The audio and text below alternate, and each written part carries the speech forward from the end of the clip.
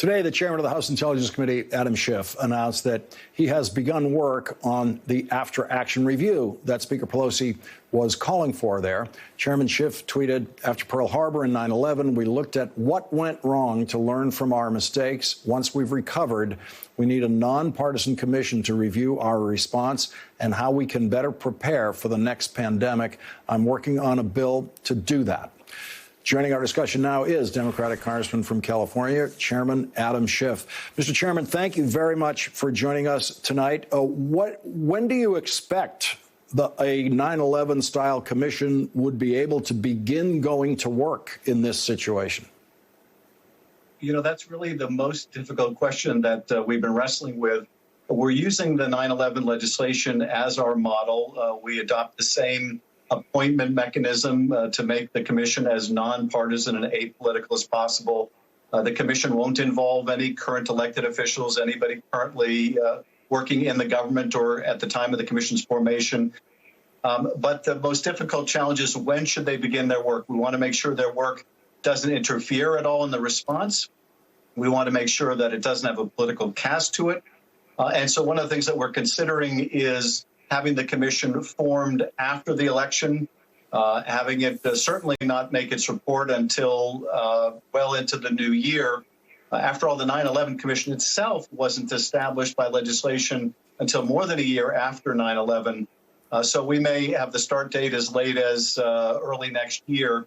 But we really want to make this as objective as possible because we want the recommendations to come out of it to be accepted by the public.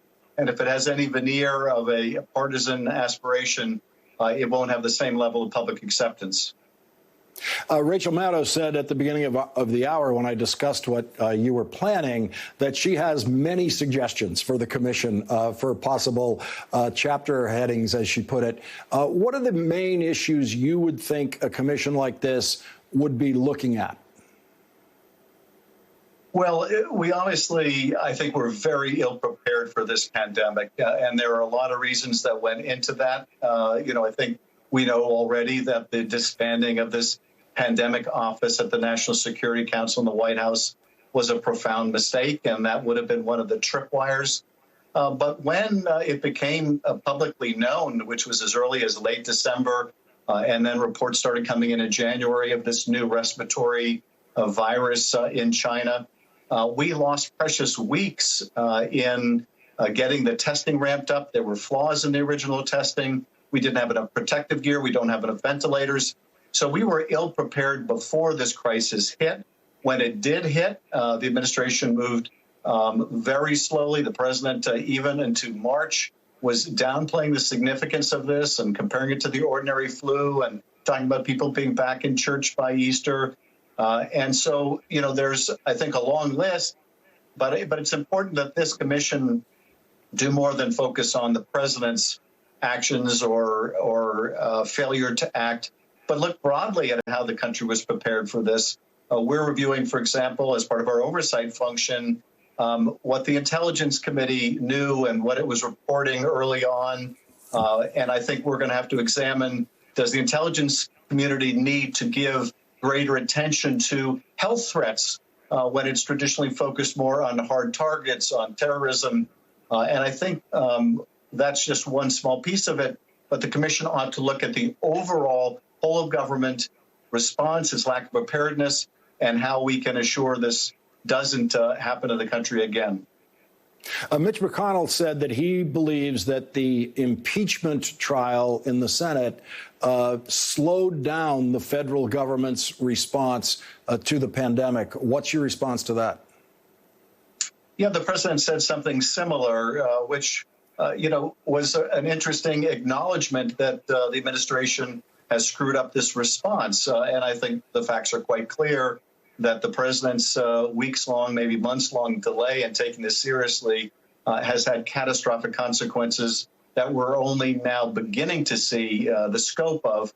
But they should stop making excuses. The president found plenty of time, even during the impeachment trial and its prefatory period, to play golf, to go on vacation at Mar-a-Lago, to do campaign rallies. He clearly wasn't distracted from doing the things that he loves to do. But the bigger problem is even after the trial was over, the president continued for weeks and weeks to say, this is no problem. He's got it under control. He's got it contained, and that this isn't going to have a big impact on the country. Of course, he was ignoring the advice of the health experts, the epidemiologists, the CDC, his own people, and with catastrophic consequences. Congressman, what is your sense of what the big difference is between your district in the Los Angeles area and New York City? Because Los Angeles is a major port of entry, just like New York City. It's open to the Pacific, tremendous amount of traffic, air traffic from China into Los Angeles airport. And it is somewhat surprising that there seems to be a much better situation at this stage of our understanding of the numbers in Los Angeles than in New York. Well, it may be a few things. It could be, for example, the topography of Los Angeles is very different. Los Angeles is often pejoratively characterized as being characterized by sprawl, a big spread out city, whereas New York is very dense, with population living very close to each other. That is, I think, more conducive to the spread of a virus. It may be that we were fortunate in learning from the experience of others and locking down our population, going to social distancing, and having the benefit of seeing the travails that other parts of the country were going through. But it could be quite as simple as topography and just when the virus hit and where it hit. Certainly we're seeing, worrying signs even in Los Angeles. We hope that we're bending the curve, but we won't know for sure for some time. Our mayor continues to be greatly concerned about the spread within Los Angeles. I've lost constituents to this virus. When I look within my own district, though, and this may give you, again, an indication of the differences between states and cities, in my district, when I look at the parts of my district like West Hollywood that are very densely populated, they have a higher incidence of the virus than other parts of my district that are more sparsely populated, where the density is much less. And so factors like that can be playing a strong contributory role in the spread.